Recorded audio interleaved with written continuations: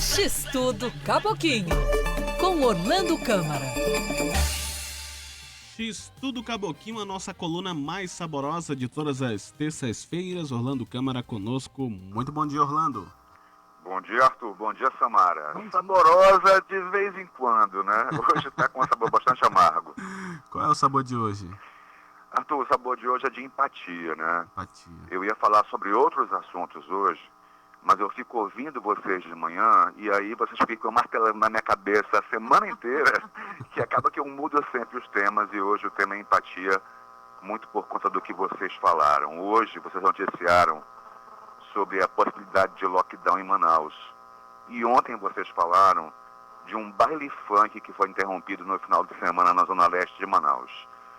E aí vamos encarar a nossa realidade e dores para entendê-las, né? Eu também não gosto de ouvir falar de lockdown. E eu acredito, eu pessoalmente, que decretá-lo será apenas para que ele seja desobedecido, nem colocando toda a polícia militar na rua, mais o contingente do Exército, da Aeronáutica, da Marinha, nós conseguiríamos fazer a população de Manaus cumprir um lockdown. Mas o papo de lockdown é fruto da nossa irresponsabilidade.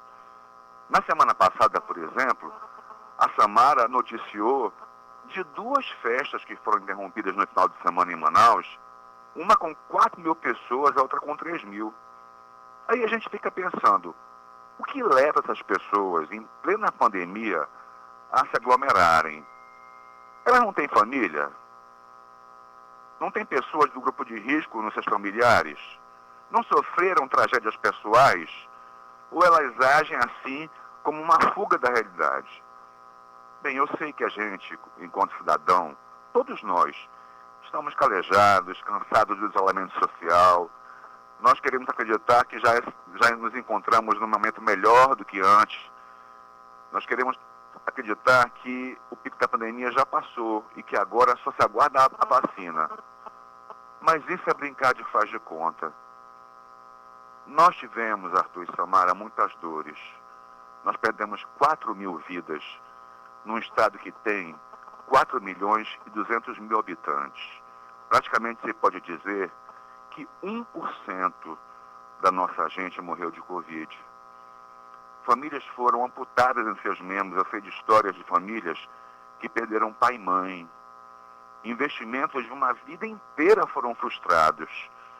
Casamentos e viagens desmarcados, sonhos que seriam realizados, tiveram que ser postergados ou abortados.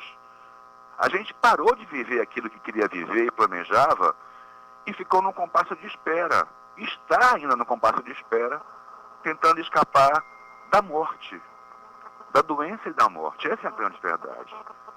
Tem gente que perdeu emprego, que ficou sem qualquer tipo de renda, que passou necessidade. As crianças sem aula e sem coleguinhas.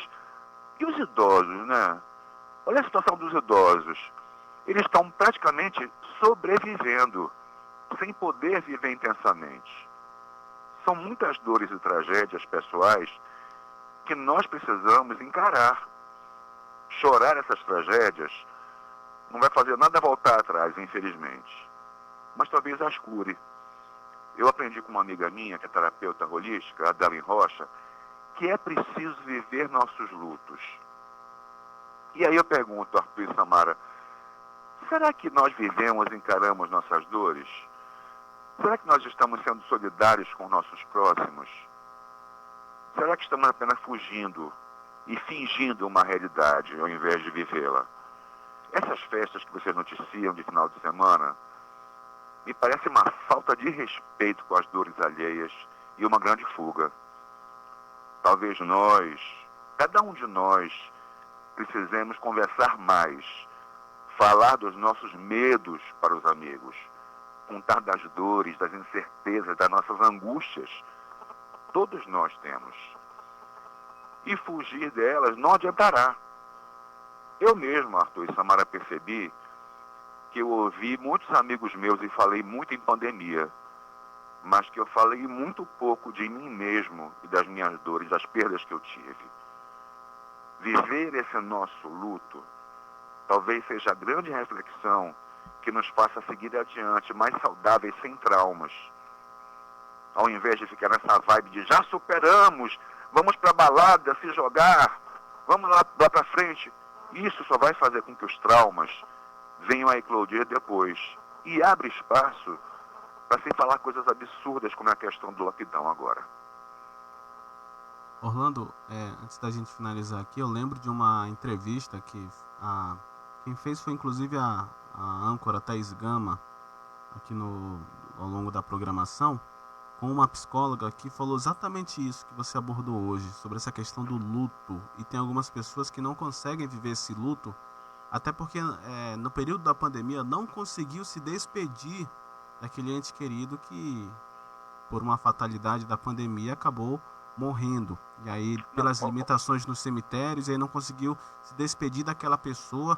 E isso poderia trazer algum tipo de consequência, sendo aquela pessoa muito amada, e você não teve o momento de se despedir, de falar com ela. E aí algumas dicas interessantes que a psicóloga deu foi, às vezes, escrever uma carta, fale do seu sentimento, converse com os seus familiares, converse com os seus amigos, se abra, chore, que aquele é o momento de você, de certa forma, se despedir e não acumular aquilo, porque pode trazer num futuro próximo ou num futuro distante algum tipo de consequência.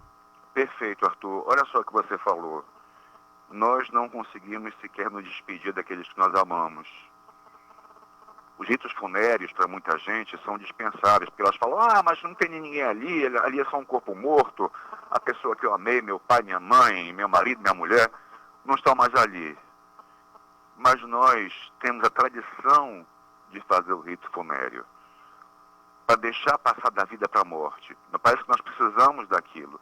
E nem isso nós conseguimos fazer agora.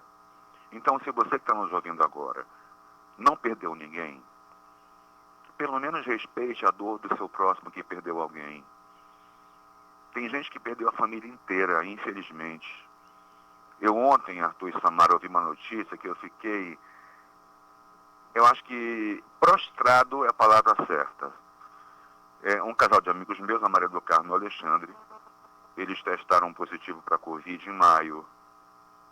Eles fizeram todos os exames, inclusive aquele do cotonete, que eu acho que é o PCR que se chama, testaram positivos para Covid, fizeram um protocolo, que é um protocolo baseado num corticoide, ficaram bem. Há uma semana eles tiveram, os dois, uma pneumonia e foram ao médico. Resumo da ópera, eles estão de novo com Covid, os dois. Parece maluquice contar isso, mas ontem eu conversei com a Maria do Carmo e eu fiquei absolutamente chocado ao saber que, inclusive, o caso deles não é uma exceção. E tem gente brincando. Eu vi uma reação muito ruim das pessoas quando se fechou os bares que não tem CNAE, que é o Cadastro Nacional de Atividades Econômicas de Restaurante, e quando se restringiu o limite do restaurante para 22 horas. É essa reação ruim, é essa coisa de brigar, de ficar fazendo birra, que leva alguém a falar em lockdown. E eu duvido que hoje alguém consiga implantar no estado, ou pelo menos aqui em Manaus, um lockdown. A população está cansada, desde março. Então nós precisamos nos comportar melhor para evitar de abrir espaço para as pessoas falarem de lockdown, por exemplo. É verdade. E eu lembro agora do nosso título, da nossa coluna de hoje. Empatia. Se as pessoas tivessem mais empatia, as pessoas poderiam contar a sua história passando por essa pandemia. Porque muitos só viram, só vão ver, porque não estão muito preocupados com a dor do outro, né? Não estão preocupados em resguardar esse momento e tirar esse momento como exemplo para futuras gerações. Porque quando se perguntar lá na frente, a pessoa só vai saber dizer que aqui a gente passou um pico de pandemia, morreu muita gente, mas a pessoa mesmo não vai, se não teve empatia, não vai poder contar uma história que ela viveu, que mesmo não tendo casos de Covid na família, mas teve um colega de trabalho, um colega na comunidade, para contar essa história, porque isso faz parte da história. É por isso que a gente precisa ter essa empatia, saber o que o outro está passando e se colocar no lugar do outro, para que a gente possa viver esse momento e passar por esse momento, contar essa história mais tarde, dizendo que a gente passou. E passou sem mais mortes, sem mais pessoas infectadas. E, Samara, tem também aquela história que eu acho importantíssimo falar sempre. A gente não consegue ser feliz sozinho, né? A minha felicidade tem que ser compartilhada com um amigo, com uma esposa, com um marido, com a minha mãe, com o meu pai, com o meu filho, com a minha filha, enfim. No momento que tanta gente sofre, eu não posso fingir que está tudo bem e querer ser feliz. A empatia também parte por aí, né?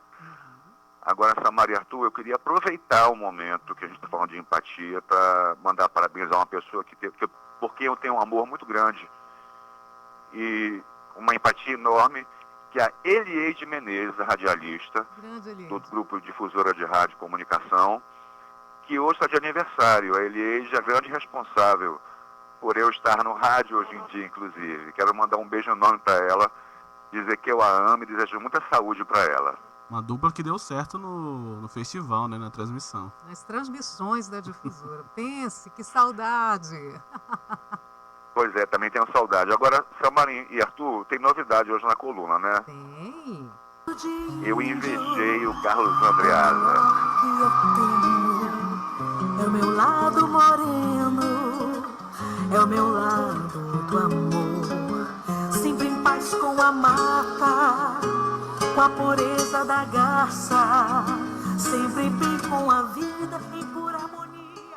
Bela música, hein? Pois é, tá aí para você ouvir, você nosso ouvinte, a beleza da voz de Márcia Siqueira cantando Pura Harmonia, do recém-falecido, inclusive, poeta parintinense Emerson Maia.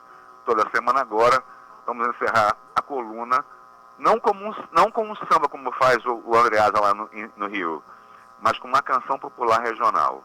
Hoje, tivemos Emerson Maia na voz de Márcia Siqueira. Obrigado, Samara. Obrigado, Arthur. Um beijo enorme para vocês e para os nossos ouvintes. Tchau, tchau, Orlando. Do mundo inteiro.